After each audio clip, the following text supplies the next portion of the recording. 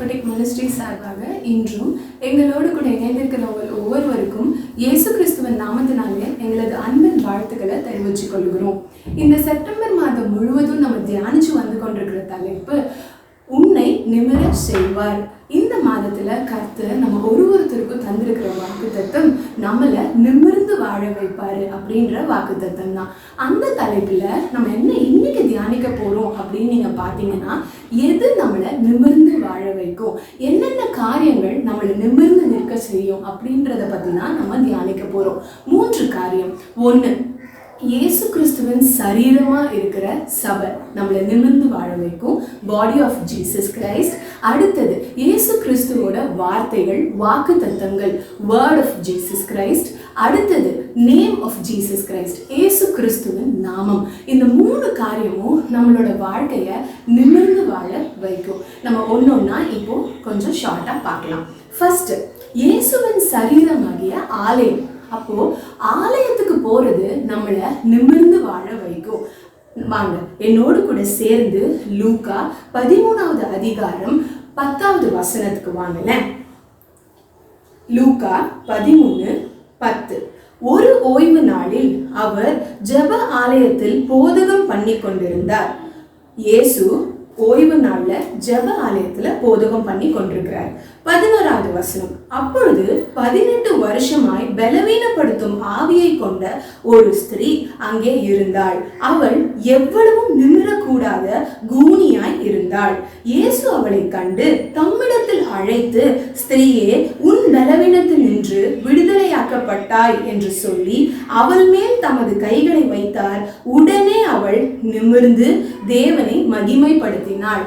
இப்ப இங்க பாத்தீங்கன்னா, ஓய்வு நாள்ல, கர்த்தருடைய நாள்ல இயேசு ஒரு ஆலயத்துல பிரசங்கம் பண்ணி கொண்டிருக்கிறார். அப்போ அவர் யாரை பார்க்கிறாரு அப்படின்னா, 18 வருஷமாய் பலவீனப்படுத்தும் ஆவியை கொண்ட ஒரு ஸ்திரீ அங்க இருக்கா.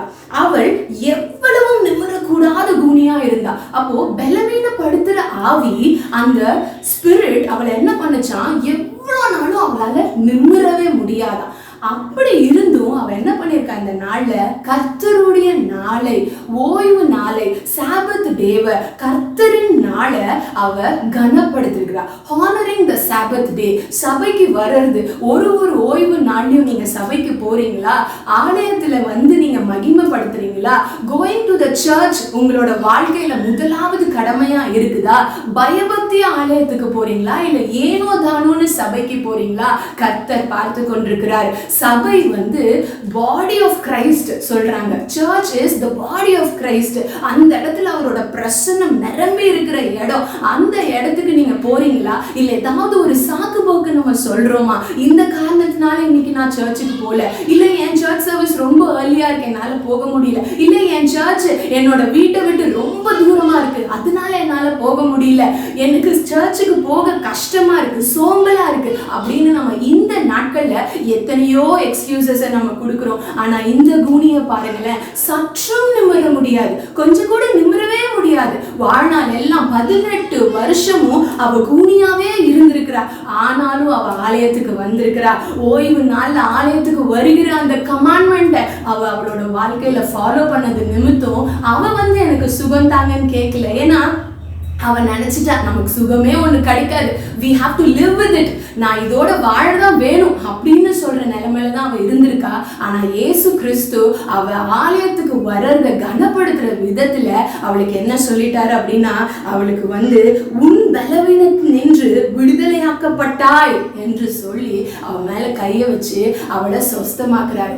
இந்த நாள்ல உடனே அவள் என்ன பண்றான்னா, உடனே அவள் நிமிர்ந்து, ஒரு வசனம் முன்னாடிதான் என்ன சொல்லுது, சற்றாகிலும் அவளால நிமிரவே முடியாதுன்னு வசனம் சொல்லுது. ஆனா இயேசு வந்து தொட்ட உடனே அவனோட பலவீனப்படுத்துற ஆவி உன்னை விட்டு போயிடுச்சுன்னு சொன்ன உடனேவே என்ன அது, அவ உடனே நிமிர்ந்துட்டா. நிமிர்ந்து வாழ்ற வாழ்க்கைய அவ அந்த செகண்ட்ல இருந்து வாழ்றா. இப்பொழுதும் கூட உங்களை என்னென்ன காரியங்கள், எந்தெந்த ஸ்பிரிட், என்னென்ன ஆவிகள் உங்களை முடக்கடிச்சு கொண்டிருக்குது, என்னென்ன ஆவிகள் உங்களை நிமிர கூட முடியாதபடி ஒரு கூனி குறுகின வாழ்க்கையை வாழ்ந்து கொண்டிருக்கீங்களா, கர்த்தர் இந்த நாள்ல இந்த இந்த நாள்ல உங்களுக்கு சுகம் தர வல்லவரா இருக்கிறாரு, விடுதலையை தர வல்லவரா இருக்காரு. இயேசு கிறிஸ்துவின் நாமத்துல நீங்க ஒரு சபைக்கு போங்க. இயேசு கிறிஸ்துவின் நாமத்துல ஆவிக்குரிய சபையை அடையாளத்தோடு கூட உறுதிப்படுத்துங்க. எந்த சபைக்கு நான் போகணும் சுவாமி, எந்த சபைக்கு நான் போனா எனக்கு ஆத்தும ஆகாரம் கிடைக்கும், எந்த சபைக்கு போனா நீங்க என்னோட பேசுவீங்க, எந்த சபைக்கு போனா எனக்கான வாக்குத்தத்தங்கள், என்னோட வாழ்க்கையோட அடுத்த காரியங்களை நீங்க வெளிப்படுத்துவீங்க, அந்த சபையை எனக்கு காட்டுங்க அப்படின்னு அடையாளத்தோடு கூட நீங்க கண்டுபிடிங்க. அந்த சபைக்கு உண்மையாய் உத்தமமாய் ரெகுலரா சபைக்கு போங்க. என்ன வந்தாலும் நான் சபைக்கு போவேன்னு நீங்க முடிவெடுங்க. மற்றவங்களுக்கு பயந்து சபைக்கு போகாம இருக்காதீங்க. ஒரு ஐயோ எல்லாரும் என்ன கேலி பண்ணுவாங்களோ, கிண்டல் பண்ணுவாங்களோ, எனக்கு இந்த குறை இருக்கே, சபைக்கு போனா மத்தவங்க என்னை பார்த்து என்ன நினைப்பாங்க அப்படி நினைக்காதீங்க. இவனை பார்த்து எல்லாரும் என்ன நினைச்சிருந்திருப்பாங்க, குனிஞ்ச வந்தமாய் கூனியாதான் சபைக்கு போனா. ஆனா ஒரு நாள் இயேசு கிறிஸ்து அவனை சுகப்படுத்தி அவன் நிமிர்ந்து வாழ்ற வாழ்க்கையை அந்த தினத்துல இருந்து வாழ்ந்தாங்க. இந்த நாள்ல கூட நீங்களும் இவ்வளவு போல ஒரு தீர்மானம் எடுங்க. ஹானரிங் த சாபத் டே, கர்த்தருடைய நாளை, ஓய்வு நாளை நான் கனப்படுத்துவேன். சபைக்கு போறதுல உண்மையாய் உத்தமமாய் பயபக்தியா நான் போவேன். நீங்க 1ஆம் தேதி ரெகுலரா மாசத்தோட முதல் ஆராதனைய சபையில போய் ஆரம்பிங்க. உங்க மாதத்தை சபையில தொடங்குங்க சுவாமி, தொடங்குங்க. அப்போ சுவாமி உங்களுக்கு எல்லா அதிசயத்தையும் அற்புதத்தையும் செய்வாரு. உங்களை பலவீனப்படுத்துகிற ஆவியில் இருந்து உங்களுக்கு விடுதலையை தருவாரு. ஒரு ஞாயிற்றுக்கிழமையும் ஆராதனைக்கு போங்க. கர்த்தருக்குன்னு செலவிடுகிற அந்த நேரத்துக்கு நிஜமாவே அவரோட பிரசன்னத்துல நீங்க செலவிடுற ஒரு செகண்ட் கூட வீண் போகவே போகாது. நீங்க பலனை அனுபவிப்பீங்க. அடுத்த காரியம் உங்களை எது நிமிர செய்யும் அப்படின்னு நீங்க பாத்தீங்கன்னா, வேர்ட் ஆஃப் ஜீசஸ் கிரைஸ்ட், இயேசு கிறிஸ்துவோட வார்த்தை. என்னோட கூட சேர்ந்து வாங்கல. ஆக்ட்ஸ் சாப்டர் 14 வசனம் 8-10. அப்போஸ்தலர் அதிகாரம் 14, அப்போஸ்தலர் புஸ்தகம் 14வது அதிகாரம், அதுல நம்ம 8-10 வருவோம். லீஸ்திராவிலே ஒருவன் தன் தாயின் வயிற்றிலிருந்து பிறந்தது முதல் சப்பானியாய் இருந்து ஒருபோதும் நடவாமல் கால்கள் வழங்காதவனாய் உட்கார்ந்து பவுல் பேசுகிறதை கேட்டுக்கொண்டிருந்தான். அவனை பவுல் உற்று பார்த்து, ரட்சிப்புக்கு ஏற்ற விசுவாசம் அவனுக்கு உண்டு என்று கண்டு, நீ எழுந்து காலூன்றி நிமிர்ந்து நில் என்று உரத்த சத்தத்தோட சொன்னான். உடனே அவன் குதித்து எழுந்து நடந்தான். இப்ப இந்த இடத்துல என்னன்னா, பவுல் அநேக இடங்களுக்கு போய் சுவிசேஷத்தை சொல்லி கொண்டிருக்கிறார். அப்படி அவர் ஒரு ஊர்ல, லீஸ்திரான்ற ஊருக்குள்ள அவர் சுவிசேஷம் சொல்லும் பொழுது, ஒருவன் தன் தாயோட வயிற்றுல பிறந்ததுல இருந்தே அவன் சப்பானி, அவனால நின்று நடக்க முடியாது. அவன் கால்கள் வழங்காதவனா இருக்கிறான். அப்போ பவுல் சுவிசேஷம் சொல்லும் பொழுது வசனம் சொல்லுது, பவுல் பேசுகிறதை கேட்டுக்கொண்டிருந்தான். அப்பனா ஆண்டவரோட வார்த்தைய அவன் கேட்டுக்கொண்டு இருக்கிறான். கேட்டுக்கொண்டவனா மாத்திரம் இல்ல, அவனை பவுல் உற்று பார்த்து ரட்சிப்புக்கு ஏற்ற விசுவாசம் அவனுக்கு உண்டு என்று கண்டு. இப்ப இங்க பாத்தீங்கன்னா இங்கிலீஷ்ல சொல்லுது, he had faith to be healed. இப்போ சுவிசேஷ வார்த்தை வந்து கொண்டிருக்குது, வசனங்கள் வந்து கொண்டிருக்குது. அவன் வசனத்தை கேட்கிறவனா மட்டும் இல்ல, வசனத்தை விசுவாசிக்கிறவனா இருக்கிறான். அவனுக்குள்ள ஒரு விசுவாசம் இருக்கு. அந்த விசுவாசத்தை பவுல் கண்ட உடனேவே பவுல் என்ன சொல்றான், அவனை நோக்கி வார்த்தையை அனுப்புறான். வார்த்தையை அனுப்பிச்சு சுகமாக்குறான். என்ன சொல்றாங்க, நீ எழுந்து காலூன்றி நிமிர்ந்து நில் என்று உரத்த சத்தத்தோட சொன்னான். உடனே அவன் குதித்து எழுந்து நடந்தான். இப்போ அவனோட வாழ்க்கையும் பாத்தீங்கன்னா, நிமிர்ந்து நிக்க முடியாத ஒரு வாழ்க்கை, வாழ்நாள் எல்லாம் முடங்கி கிடக்கிற வாழ்க்கை. ஆனா அவன் நிமிர்ந்து நின்று நடக்கக்கூடிய வாழ்க்கையா ஏன் மாறுச்சு அப்படின்னா, ஆண்டவரோட வார்த்தைய கேட்டான். கேட்கிறவனா மட்டும் இல்ல, விசுவாசிக்கிறவனாவும் அவன் இருக்கிறான். ஆமாங்க, நம்ம எத்தனையோ செய்திகளை கேட்கிறோம், எத்தனையோ ஆலயத்துக்கு நம்ம போய் உட்கார்ந்து எவ்வளவோ வார்த்தைகள் வாக்கு தத்தங்களை நம்ம வாழ்க்கையில உள்ளவர்களா இருக்கிறோம். ஆனா விசுவாசத்தை அதோடு கலக்கிறோமா? இந்த நாள்ல யோசிங்க. ஆண்டவரோட வாக்கு தத்தமும் வார்த்தையும் வரும் பொழுது, இதெல்லாம் என் வாழ்க்கையில நடக்குமா? இந்த வார்த்தை இவங்களுக்கா இருக்கும், என் பக்கத்துல இருக்கவங்களுக்கா இருக்கும், இல்ல இந்த வார்த்தை வேற யாருக்குன்னா இருக்கும், இந்த ப்ராமிஸ் எல்லாம் என் வாழ்க்கையில நடக்காது அப்படின்னு நீங்க நினைக்கிறவங்களா இருக்கீங்களா? இல்ல சூழ்நிலைய பார்க்காம நடக்கக்கூடிய சாத்திய கூறு இல்லவே இல்லை, ஆனா நான் விசுவாசிக்கிறேன் ஏன்னா அவர் சொல்லிட்டாரு அப்படின்னு நீங்க சொல்றவங்களா இருக்கிறீங்களா? இந்த நாள்ல நீங்க கேட்கிறவர்களா மாத்திரம் இல்லாதபடி விசுவாசிக்கிற இருக்கிறவங்களா இருந்தீங்க அப்படின்னா கர்த்தருடைய வார்த்தை ஜீவன் உள்ளதா உங்க வாழ்க்கையில கிரியை செய்யுங்க. ஆமா, இப்பொழுது கூட நீங்க பாருங்களேன், Hebrews 4:2 சொல்லுது, the promises did not do them a bit of good because they did not receive the promises with faith. அவங்களிடத்துல விசுவாசம் இல்லாததுனால வந்த வசனங்கள் எதுவுமே அவங்களிடத்துல பிரயோஜனப்படவில்லை அப்படின்னு வசனம் சொல்லுதுங்க. ஏன்னா ஆண்டவரோட வார்த்தையும் வந்துருச்சு, வாக்குத்தத்தம் வந்துருச்சு, எவ்வளவோ எண்ணற்ற ப்ராமிசஸ் கர்த்தர் உங்களுக்கு கொடுத்திருக்காரு. உனக்கு கல்யாணம் நடக்கும்னு கர்த்தர் வாக்கு பண்ணியிருப்பாரு, நீங்க நிலங்கள் வாங்குவீங்க, வீடு வாங்குவீங்கன்னு வாக்கு பண்ணியிருந்திருக்கலாம், இல்ல உனக்கு கர்ப்பத்தின் கனியை நான் தருவேன்னு கர்த்தர் வாக்கு பண்ணியிருக்கலாம், இல்ல உனக்கு வீசா அப்ரூவல் நடக்கும், நீ கடல் தாண்டி செய்வாய், உனக்கு ஆன்சைட் ஆப்பர்ச்சுனிட்டி கிடைக்கும் அப்படின்னு கர்த்தர் வாக்கு பண்ணிருக்கலாம். ஆனா இன்றைய தினத்துல சுத்தி இருக்கிற உலக சூழ்நிலையை பார்க்கும்போது அது நடக்கிறதுக்கு உங்களுக்கு 1% சான்ஸ் கூட கிடையாது.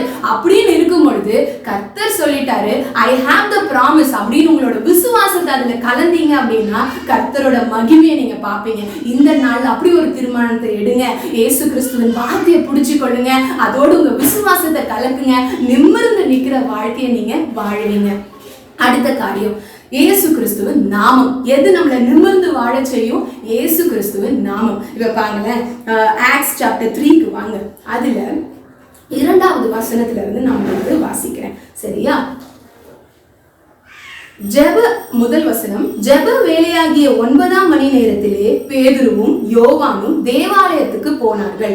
அப்பொழுது தன் தாயின் வயிற்றிலிருந்து சப்பானியாய் பிறந்த ஒரு மனுஷனை சுமந்து கொண்டு வந்தார்கள். தேவாலயத்திலே பிரவேசிக்கிறவர்களிடத்தில் பிச்சை கேட்கும்படி நாள்தோறும் அவனை அலங்கார வாசல் எண்ணப்பட்ட தேவாலய வாசலண்டையிலே வைப்பார்கள்.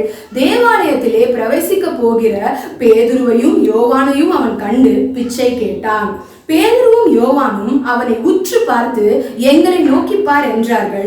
அவன் அவர்களிடத்தில் ஏதாகிலும் கிடைக்கும் என்று எண்ணி அவர்களை நோக்கி பார்த்தான்.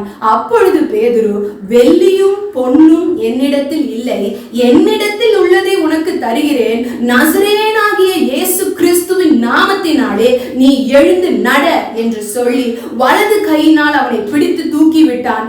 உடனே அவனுடைய கால்களும் கரடுகளும் பலன் கொண்டது. அவன் குதித்து எழுந்து நின்று நடந்தான். நடந்து குதித்து தேவனை துதித்து கொண்டு அவர்களுடனே கூட தேவ ஆலயத்திற்குள் பிரவேசித்தான். இப்ப இங்க பாத்தீங்கன்னா என்ன நடக்குதுன்னு, ஜெப வேலையில ஜெப ஆலயத்துக்கு வாசல்ல வந்து ஒரு முடவன் வந்து பிச்சை கேட்டிருக்கான். அவனுமே எப்போல இருந்து முடவனா? தாயின் கருவிலிருந்தே, தாயின் வயிற்றிலிருந்தே அவனால நடக்க முடியாது. வசனம் என்ன சொல்லுதுன்னா, அவனை இந்த தேவாலய வாசல்ல தூக்கி கொண்டு வந்து வைப்பாங்களாம். அவனை வந்து தூக்கி கொண்டு வந்து வைப்பாங்க, அவன் பிச்சை கேட்பான், அதுக்கப்புறம் தூக்கி கொண்டு போய் விட்டுடுவாங்க போல. சோ அவன் வாழ்க்கை முழுசும் நடந்ததே கிடையாது. ஆனா அவன் பிச்சை கேட்கும் போது என்ன ஆகுதுன்னா, பீட்டர் அவனை பார்த்து சொல்றாங்க, என்கிட்ட வெள்ளி இல்ல, பொண்ணு இல்ல, ஆனா என்கிட்ட இருக்கிறத ஒண்ணு உனக்கு நான் தரேன் அப்படின்னு சொல்லி நசரேயனாகிய இயேசு கிறிஸ்துவின் நாமத்துல எழுந்து நட அப்படின்னு சொன்ன உடனேவே வசனம் எவ்வளவு அழகா நமக்கு டீடைலிங்க கொடுக்குது பாருங்களேன். அவன் குதித்து எழுந்து நின்று நடந்தான். குதிக்கிறான், எழுந்துட்டான், நின்று நடந்தான், நடந்து குதித்து தேவனை துதித்து கொண்டு உள்ள போறான். இப்பவும் பாத்தீங்கன்னா எது அவனை நடக்க வச்சது? இயேசு கிறிஸ்துவின் நாமங்க. வெள்ளி இல்ல, பொண்ணு இல்ல. அப்பனா உலகத்து பணக்காசு கிடையாது, உலகத்து டாக்டர்ஸ் கிடையாது, உலகத்து மருத்துவர்களோ உலக காரியம் எதுவும் அவனை நடக்க வைக்கலங்க. இயேசு கிறிஸ்துவின் நாமம் அவனை குதிச்சு நடக்க வச்சதுங்க. இந்த நாள்ல கூட நான் உங்களுக்கு என்ன சொல்றேன் அப்படின்னா, இயேசு கிறிஸ்துவின் நாமம், நீங்க உங்ககிட்ட வெள்ளி இல்லாம இருக்கலாம், பொண்ணு இல்லாம இருக்கலாம், இந்த சொசைட்டில ஒரு ஸ்டேட்டஸ் இல்லாம நீங்க இருக்கலாம், ஆனா இயேசு கிறிஸ்துவின் நாமத்தை உடையவர்களா இருந்துட்டீங்க அப்படின்னா எந்த ஆவியும் எந்த பலவீனமும் உங்களை முடக்க முடியாதுங்க. நீங்க நிமிர்ந்து வாழ்கிற வாழ்க்கையை வாழ்வீங்க. இயேசு கிறிஸ்துவின் நாமத்தை உள்ளவர்களா நீங்க எப்ப மாற முடியும்? அந்த நாமத்தை நான் உரிமை கொள்ள முடியுமா? அந்த நாமத்தை நான் யூஸ் பண்ண முடியுமா அப்படின்னு நீங்க யோசிக்கிறீங்க அப்படின்னா, நீங்க ஒன்னே ஒண்ணு உங்களுக்கு கற்றுத்தரேன். இயேசு கிறிஸ்து எனக்காக தான் இந்த உலகத்துல பிறந்தாரு. இயேசு கிறிஸ்து எனக்காக தான் சிலுவையை சுமந்தாரு. இயேசு கிறிஸ்து எனக்காக தான் சிலுவையில சாட்டையடி ஒன்னொன்னும் வாங்கினாரு. இயேசு கிறிஸ்து எனக்காக தான் அந்த கோர மரணத்தை அனுபவிச்சாரு. நான் பாவியா இருக்க என்ன ரட்சிக்க தான் இயேசு அந்த மரணத்தை அனுபவிச்சாரு. என்னோட தரித்திரம் நீங்க தான் அந்த சிலுவை பாடு. என் பலவீனத்தை பலனா மாத்த, என் சுகவீனத்தை சுகமா மாத்த, என்னோட தரித்திரத்தை ஐஸ்வர்யமா மாத்த தான் என் இயேசு அந்த பாட அனுபவிச்சு மரித்தாரு. மரித்து 3ஆம் நாள் உயிர் தெழுந்தாரு. அப்படின்ற சத்தியத்தை நீங்க விசுவாசிக்கிறீங்க அப்படின்னா இயேசு கிறிஸ்துவின் நாமத்தை நீங்க உள்ளவர்கள்ங்க. இயேசு கிறிஸ்து நாமத்தை தரித்தவர்கள்ங்க. நீங்க இன்னைக்கு இயேசு கிறிஸ்துவின் நாமத்தை தரித்தவர்களா இருங்களேன். இயேசு கிறிஸ்துவின் நாமத்தை உள்ளவர்களா இருங்களேன். இந்த காஸ்பல்ல, இந்த குட் நியூஸ, இந்த சுவிசேஷத்தை நீங்க விசுவாசிச்சு உங்க வாழ்க்கையில ஒரு நாள் இதை நீங்க அறிக்கை செய்யுங்க. இயேசு கிறிஸ்துவின் நாமம் உங்க வாழ்க்கையில கிரியை செய்யும். உங்க வாழ்க்கையில முடங்கி கிடக்கிற காரியங்கள் நீங்க நிமிர்ந்து தலை நிமிர்ந்து ஜெயமாய் வாழ முடியாதபடி கூனி குறுகி எது உங்களை வாழ வைக்குதோ அந்த சங்கிலியில இருந்து என் தேவன் இந்த நாள்ல உங்களை விடுவிப்பாருங்க. விடுவிப்பார். இந்த 3 காரியத்திலையும் நீங்க நோட்டீஸ் பண்ணீங்களா? அந்த கூனி சுகமானதும் தேவ ஆலயத்துல தான். இந்த முடவன் நடந்ததும் தேவ ஆலயத்து முன்னாடி பிச்சை கேட்கும் போதுதான். அதே மாதிரி இன்னொரு முடவனும் நடந்தது எங்க? அவன் உட்கார்ந்து பால் பிரீச் பண்றத கேட்ட இடத்துல தான். இன்னைக்கு ஒரு தீர்மானம் எடுங்க. ஆலயத்துக்கு போங்க, சபைக்கு போங்க, ஆவிக்குரிய சபைக்கு போய் உட்காருங்க. பலவீனத்தோடவே போய் உட்காருங்க. பலனா மாறி வருவீங்க. உங்க சூழ்நிலை என்னவா இருக்கு? கூனி குறுகின சூழ்நிலையா, நிமிர்ந்து வாழ முடியாத சூழ்நிலையா, அப்படியே நீங்க சபைக்கு போங்க. இயேசு கிறிஸ்துவின் வார்த்தை உங்களை சுகப்படுத்தும். இயேசு கிறிஸ்துவின் நாமம் உங்களை சுகப்படுத்தும். இயேசு கிறிஸ்துவின் சரீரமா இருக்கிற சபை உங்களை சுகப்படுத்துங்க. இந்த நாள்ல கர்த்தர் இந்த அதிசயத்தையும் அற்புதத்தையும் உங்க வாழ்க்கையில செய்வாரு நான் விசுவாசிக்கிறேன். நம்ம ஜெபம் பண்ணலாமா? Thank you Jesus. நன்றி தகப்பனே, நன்றி தகப்பனே, நன்றி தகப்பனே. இந்த நாள்ல கூட எங்களோட அவமானங்கள், எங்களோட கூனி குறுகி வாழ்கிற வாழ்க்கை, அந்த வாழ்க்கையில இருந்து எங்களுக்கு விடுதலையை கொடுத்திருக்கிறதுக்காக நன்றி ராஜா. எங்களையும் நீங்க நிமிர்ந்து வாழ வைப்பேன் அப்படின்னு சொன்னதுக்காக நன்றி ஆண்டவரே. இப்பொழுதும் கூட அரை பூட்டி ஒளிஞ்சு, ஐயோ இவங்க எங்களை பார்த்துருவாங்களா, இவங்க எங்களை ஏளனம் செய்வாங்களே, என்னால நிமிர்ந்து வாழ்கிற வாழ்க்கைய வாழ முடியலையே அப்படின்னு இருக்கிற ஒருத்தரையும் நீங்க கண்ணோக்கி பாருங்க. அவங்களுக்குள்ள விசுவாசத்தை நீங்க கட்டளை இடுங்க. உங்க நாமத்தை அவங்க சொல்லும் பொழுது சுவாமி அவங்கள நிமிர்ந்து வாழ வைங்க, ஆசீர்வதிங்க. இயேசுவின் நாமத்தில் பிதாவே, ஆமென். God bless you.